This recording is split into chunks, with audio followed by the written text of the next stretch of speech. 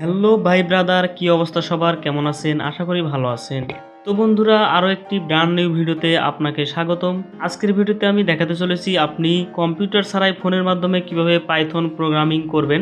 তো অনেকে কিন্তু প্রোগ্রামিংটা শিখতে যাচ্ছেন, কিন্তু কম্পিউটার না থাকায় আপনি শিখতে পারছেন না। তো তাদের জন্য আজকের এই ভিডিওটি, আপনি কম্পিউটার ছাড়াই ফোনের মাধ্যমে প্রোগ্রামিং শিখতে পারবেন এবং করতে পারবেন। তো কথা না বাড়িয়ে চলুন ভিডিওটি শুরু করি। আর আপনি যদি আমার চ্যানেলে নতুন হয়ে থাকেন তাহলে অবশ্যই একটি সাবস্ক্রাইব করুন এবং পাশে থাকা বেল বাটনটি বাজিয়ে দিন।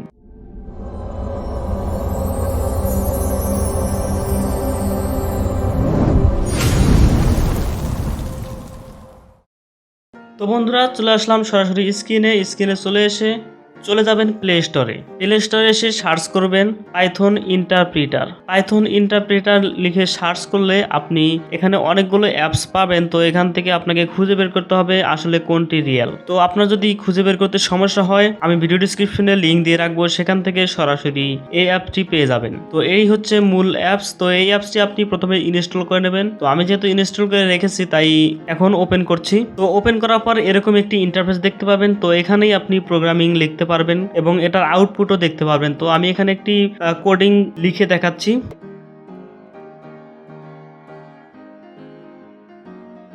তো কোডিংটি লেখার পর এখানে একটি আইকন দেখতে পাবেন, প্লে আইকন। তো এই আইকনটিতে ক্লিক করলে আপনি এটির আউটপুট দেখতে পাবেন।